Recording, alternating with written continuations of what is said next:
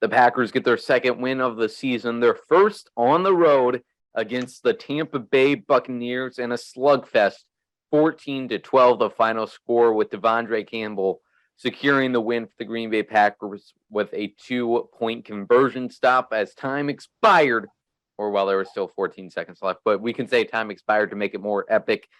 It was a great win yesterday. Big B, how are we feeling on this victory Monday, second of the season? I don't think I've fully recovered yet. My anxiety is still through the roof, and I think my heart has stopped multiple times since that game has ended. Absolutely. It was one of those games where, you know, right up to that Aaron Jones fumble, it was like, man, we're going to blow them out of the water. This is going to be great. And then after that, we were kind of progressing. And, until about like midway through the third quarter, when there was still nothing generating. Until that point, I was not worried that we were going to lose. I was like, yeah, we might, lay off a little bit. But then in the fourth quarter, we're going to go full gas again, 90 miles per hour. But that never happened. So then once we're about midway through the fourth quarter, time is ticking down. I'm like, all right, I guess we're not going to score. I don't think we're going to score on offense again, at least no more than a field goal. So the game plan is just going to be to try to hold on for dear life until time expires. And they ended up being successful in that. Now, Tom Brady and the Buccaneers did put together a good comeback effort on that final drive there, really successful. Was so frustrating to watch. That defense seemed like Mike Pettin all over again in his prevent defense.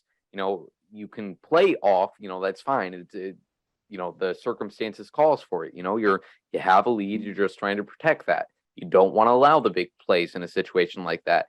But Tom Brady has always been great at just taking what the defense gives him. And he did that. He was taking those 8, 10, 15-yard completions, and he had plenty of time to do so. And they ultimately scored that touchdown.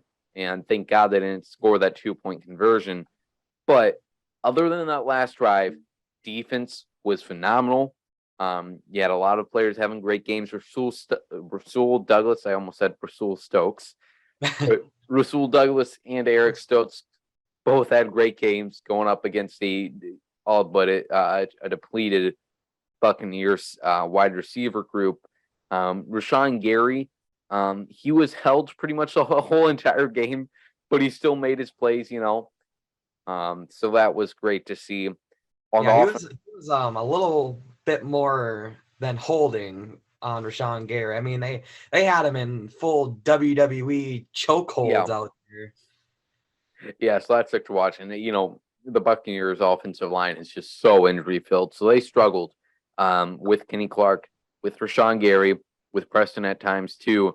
So that was great to see the Packers defense put on some pressure on that team. One thing that was really great by this Packers defense in the game was the tackling. Like, there was very few missed tackles. When they had a chance to get them behind the line, they made sure to wrap up and make that tackle. So that was phenomenal to see them not having any problems with that. On the offensive side of things, Big D, what did you think of the Packers' offense performance? Yeah, well, I mean, the first half, oh my God, they were going back to 2020 offense. I thought we were getting a whole back to the future type game here with the 2020 offense.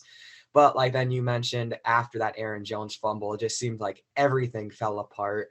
Aaron Rodgers started out really hot. He ended up not having his best of games. Yep. But the one constant on the offensive side was the offensive line. Everybody on the offensive line, minus Royce Newman on a few plays, but he still did a great job throughout the entire game. Hold it up. Fantastic. As well as David Bakhtiari, who was the highest graded offensive lineman for the Packers, according to PFF. So you'll love to see that in his return. They had Bakhtiari and Josh Nijman switching out series every other, it seemed like. And David Bakhtiari ended up playing more snaps than Josh Nijman, but both of them ended up holding up really well against that Buccaneers pass rush. Yes, just this isn't a normal situation where you shout out Josh Nijman, but Oh my God, can we just take a step back and appreciate the fact that the Packers have the ability to put their all-pro left tackle on a pitch count. They have that ability because Josh Nijman is just that great. And, obviously there's a difference between the two, and David's not at his full form coming back from that injury. But the fact that it really didn't matter all too much who was out there. I'm not saying that David is back, has regressed or anything, but the fact that the only reason we can tell that Yash is out there and not David is because of the number on the back of their jersey is phenomenal, right? Like, I'm sure there's some plays that Yash let up on. I think there's one in particular that's coming back to me now. But there really was not, what you would expect. Like, you weren't saying, yeah, this is a Yash drive. It's going to be rough. It was not like that at all. So I am an ultimate fan of Yash, and I once again give him props for his performance in this game and the flexibility he gives the Packers. And Andy Herman did mention this really good point by him on the pitch count idea from Matt LaFleur. And they had to take kind of an interesting way to this because, if you want David to play half the snaps or a little more than half the snaps and Yash play a little more than half the snaps, well, I guess that doesn't make sense, but whatever, a pretty evenly divided split between the two of them. Do you want David to just play those snaps in the first half? And I think that's what the typical idea of a pitch count is. Let's play you until you get to this maximum, and then we're taking you out. But in this opportunity, the Packers are still wanting to win this game, and especially since they have Yash Nijman, though, or Nijman, whatever it is. I'm sorry, I'm never going to get it right because I've been told by so many different people what it is and what it's not. But anyways, with Yash, so the Packers could either do that typical view of a snap count, or they could do what they did in this game where they still wanted to win. They still wanted to have their best left tackle on the field near the end of the game so they could end up winning, where they're just rotating in and out. And I also think that's better because they can monitor David Bakhtiari drive by drive, see if the injury is becoming too much for him, if he can't take it, and then at that point they could pull him out. But he ultimately survived the whole game, luckily, it doesn't seem like there was any regression, any complications, any setbacks with that injury. So it's great to have David back out there. There's something that just feels so right about David Bakhtiari and Elton Jenkins back on that offensive line. It is so sweet. I'm not allowing myself to get too excited though, because I've seen this film with David Bakhtiari being back like 10 times in the last 2 years. So I'm not fully excited, but if he's out there next week, if he's out there 2 weeks from now, hopefully, playing the full game, then my heart will be fully happy with David Bakhtiari coming back from this injury. Other performances I wanted to highlight, Allen Lazard. I mentioned him on our Instagram Live. That man was angry. That man was puking his guts out. That man was scoring tutties. That man was blocking. Just all around a great game for, de facto wide receiver #1, Allen Lazard. And then also the rookie in that wide receiver group, Romeo Doubs, had to take on an elevated role with all the injuries at the wide receiver position. I need to look up his stats. Yesterday, 8 receptions for 73 yards and his first career touchdown. Round of applause for training camp hero Romeo Doubs, man. There was one play, they were trying to make this work all day, and it worked like 1 or 2 out of the 10 times they tried it, where they have the screen flat to Romeo. But there was one time where it should have gone like all the other ones did, where he just gets tackled 2 yards past the line. But there is one where he just really showed off his speed and outran the defender and ended up gaining the first down. So, man, great day for Doubs. Really showed his promise past the preseason and training camp hype, showed what he can be in this offense, and I'm so excited for it. Yeah, it's crazy how NFL ready he is for just being a rookie. Like, he looks like a veteran out there, plucking ball out of the air, catching that touchdown. Love to see it from a rookie. Yeah, I'm really interested over the next few weeks and throughout the entirety of this season, what that wide receiver room kind of evolves into. Hopefully Sammy Watkins, he still has 3 more games at least that he has to miss since he was placed on injured reserve before the game on Sunday. So he still has at least 3 more games that he's going to miss, but hopefully he can recover from that hamstring injury fairly quickly after that and does not have the seasons like he's had many of the recent years that have been injury plagued. Hopefully he can recover from that. And hopefully Christian Watson, what was his injury that he was dealing with this week? Hammy. Okay, so yeah, hopefully these injuries don't become a common thing for Watson as well. He had I want to say it was the knee or ankle injury that he suffered in minicamp, had surgery on that right before training camp, so he missed almost all of training camp, and now dealing with his hamstring injury. So hopefully he's back in there too now, so we can just have this ever revolving door. But with those injuries, Aaron Rodgers was looking everywhere to throw the football. He had Tyler Davis getting involved. We saw once again involvement of A.J. Dillon and Aaron Jones out of the backfield. So many guys. He had a deep shot to Juwan Winfrey that probably would have been a touchdown if Juwan doesn't run into Romeo Doubs on a deep shot. So that's unfortunate. But good game from the wide receiver group. Looking forward to see what they do in the future.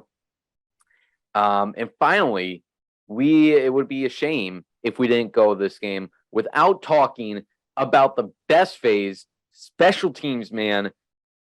Heck yeah. You guys did it. You guys get a gold star. Let me get you one of those little certificates that they give out to kindergartners for being a good kid. You did it, special teams. You did it. Well, not only did they not mess it up, they also did good stuff. They had a net positive game. Mind blown. I mean, credit to Pat O'Donnell, credit to Rudy Ford, who, they literally just signed off of Jacksonville's practice squad right before the first game against Minnesota. Shout out to those two. Rudy Ford obviously having the punt that he recovers right at the 1 yard line or downs at the 1 yard line. So, man, you guys did it. Special teams, and the unfortunate fact was running into the punter. Just garbage call. I don't know what they expect Keepin Aliai to do in that situation when he's literally getting blocked into the punter. So frustrating. Yes, and also Sean Nixon balling out on special teams. Yes. And on defense. My yes. dude was balling out. The fact that he played defense is surprising enough. When we signed him, I did not expect him to play a single defensive snap. But as Wes Hockwitz pointed out today, according to the snap count, Nixon played more snaps than anybody on the team. My God. And that was because we do also have to mention the fact that Jair Alexander is dealing with that groin injury. According to Tom Pelissero, I believe, was the one who reported this, that they're going some more scans. They believe it's not going to be a long-term concern, and he should hopefully be back soon. Don't know if he's going to be playing next week against New England, but should not be a situation like last year where his surgery is having him miss out for most of the season. Yes, one positive, though, with Jair going down, I know there's no positives to that, but Rasul Douglas going back on the perimeter, not playing in the slot, had Sean Nixon playing in the slot a lot. Mm-hmm.